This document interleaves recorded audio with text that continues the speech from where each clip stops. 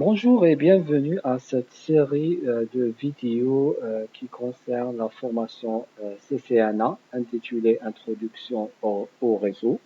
Dans cette vidéo, on va examiner le premier lab. Le premier lab est intitulé Network Representation, c'est-à-dire représentation d'un réseau. Donc, ce qu'on va essayer de voir dans ce premier lab, c'est tout simplement examiner un réseau et voir un petit peu quels sont les différents composants de ce réseau. D'accord? Donc, si on veut revoir un petit peu, c'est-à-dire ce qu'on nous demande de faire dans ce lab, donc, premièrement, il nous demande d'identifier les composants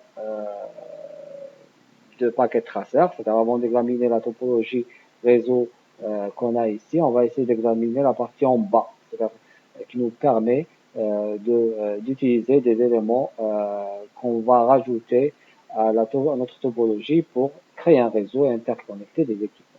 D'accord? Donc, grosso modo, c'est ce qu'on nous demande de faire dans l'étape 1.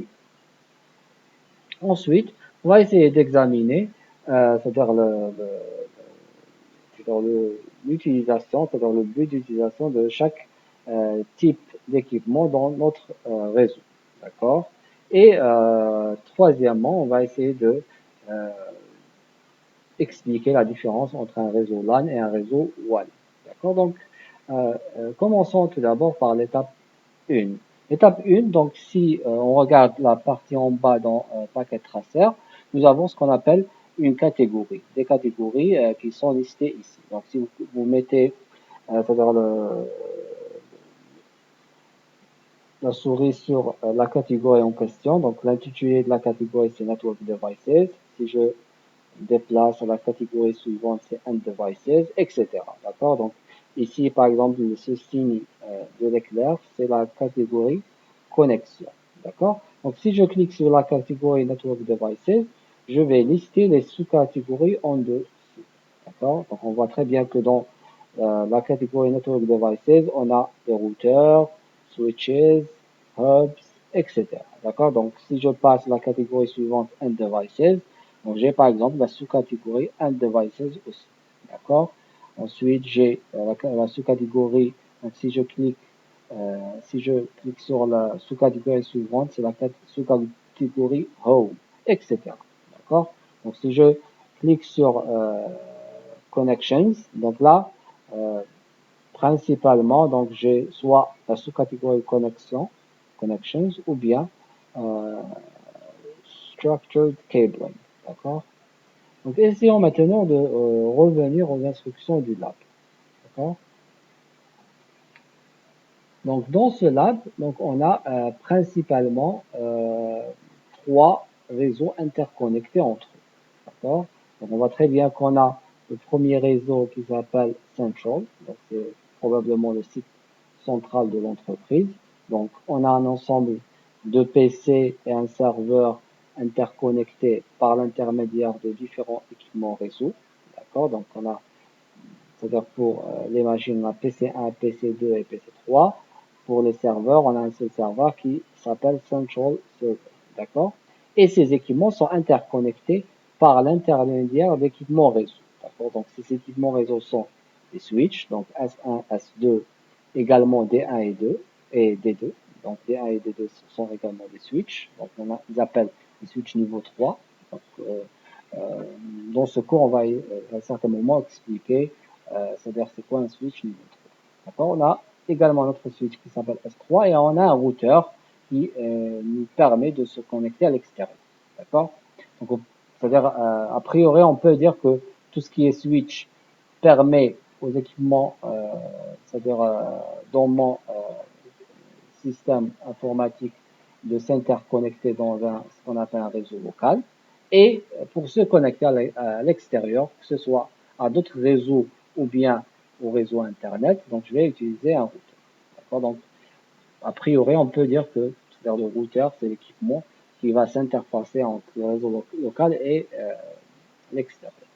De la même manière, dans le deuxième réseau qui s'appelle Branch, donc on a un ensemble d'équipements, on a des PC, sales, accounting, un laptop guest, on a une tablette, plutôt un smartphone et une imprimante réseau. D'accord? Et on a donc le branch office ou le site, c'est-à-dire distant, d'accord, à un serveur propre à lui qui s'appelle branch server. D'accord? Ces équipements sont interconnectés par l'intermédiaire de switch et de points d'accès et on utilise également des téléphones IP pour appeler, c'est-à-dire appeler, faire des appels à travers le réseau. D'accord? Donc ça concerne le deuxième site. Le troisième site, c'est le Home Office. Donc, comme son nom l'indique, c'est probablement un réseau à la maison. Donc, on utilise simplement un équipement réseau de type switch router, donc point d'accès, donc un équipement qui fait un petit peu les trois fonctions, wireless, router et switching, d'accord? Et il permet d'interconnecter notre PC de bureau, notre laptop, notre imprimante réseau et une tablette. Donc, mon réseau local à la maison, il est connecté à Internet par l'intermédiaire d'un modem. C'est probablement un modem DSL. Donc, ça peut être une liaison ADSL avec mon fournisseur d'accès Internet. Très bien. Donc là, on a répondu en quelque sorte à la question de l'étape 2 qui concerne l'identification des différents composants dans le réseau. D'accord? Maintenant, essayons de voir en termes de type quels sont ces différents types de réseaux. Donc, principalement, tel qu'on l'avait expliqué, donc si vous avez des équipements réseau qui sont interconnectés dans la même localisation géographique, c'est-à-dire que les machines sont dans le même immeuble, ils sont, c'est-à-dire dans la même c'est-à-dire localité, d'accord? Donc la distance entre les machines n'est pas très grande. Donc là, on va les interconnecter par l'intermédiaire de switch. Donc ils vont créer ce qu'on appelle un réseau local. Généralement, la distance entre le PC et le switch le plus proche est inférieure à 100 mètres. D'accord? Bien sûr, je peux avoir un réseau local étendu sur quelques centaines de mètres. Donc là, probablement, pour les liaisons inter-immeubles ou inter-building, d'accord, donc ça va être peut-être la fibre optique parce que ça me permet d'atteindre une distance plus élevée. De la même manière, donc on a un premier réseau local représenté par le site Central et on a un deuxième réseau local qui est représenté par c'est-à-dire dans le site Branch, d'accord? Et un troisième réseau local aussi qui représente mon réseau à la maison, d'accord? Le réseau Home Office, d'accord? Donc ces trois réseaux locaux, on a voulu les interconnecter parce que probablement ils sont éloignés géographiquement, d'une dizaine ou centaine de kilomètres. Donc, ce qu'on a fait, on a relié le site central au site branch, donc par l'intermédiaire de liaisons spécialisées. Donc, la liaison entre les deux réseaux a représenté un seul réseau privé qu'on appelle réseau intranet. La particularité de ce réseau, c'est que les communications restent privées à l'entreprise qui détient ces deux sites. D'accord? Une entité externe ne va pas pouvoir voir les communications entre les deux sites.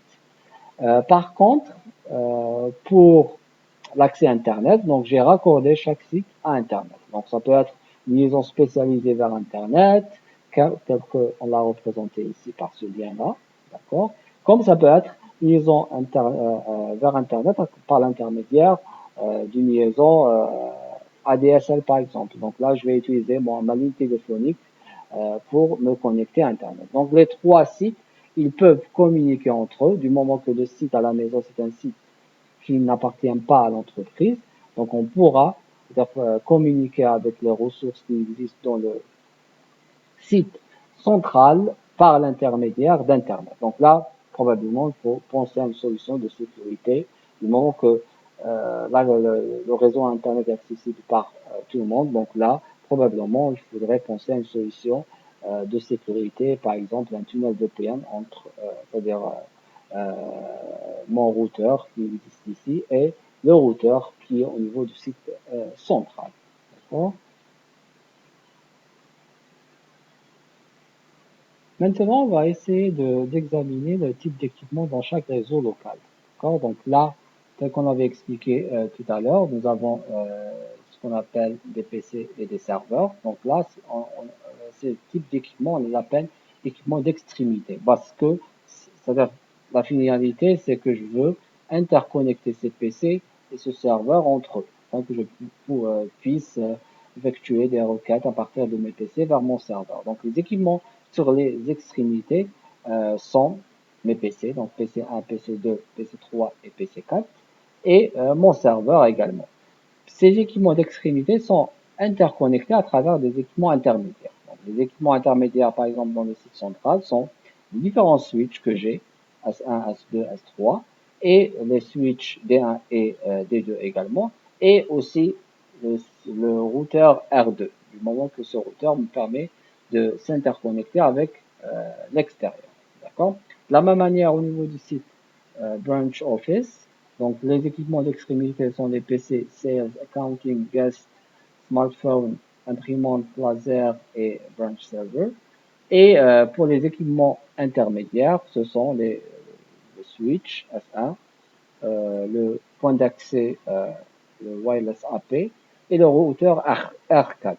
D'accord? Pour le IP phone, bon, je dirais qu'il va jouer un double rôle comme équipement d'extrémité et équipement intermédiaire. Pourquoi? Parce que tout simplement, c'est-à-dire là, l'avantage, c'est que le téléphone IP il dispose de deux ports réseau. Donc, un port réseau va me permettre de connecter ma machine et un port réseau qui va se connecter au switch.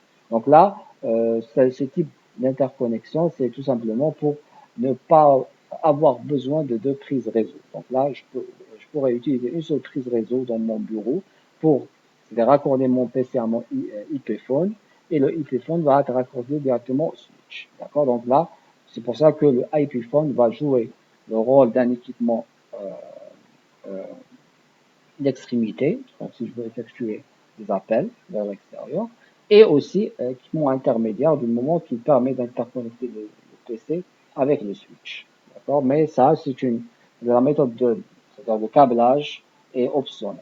Donc, je pourrais avoir une liaison du PC vers le switch, comme je peux avoir une autre liaison pour le téléphone sur le switch.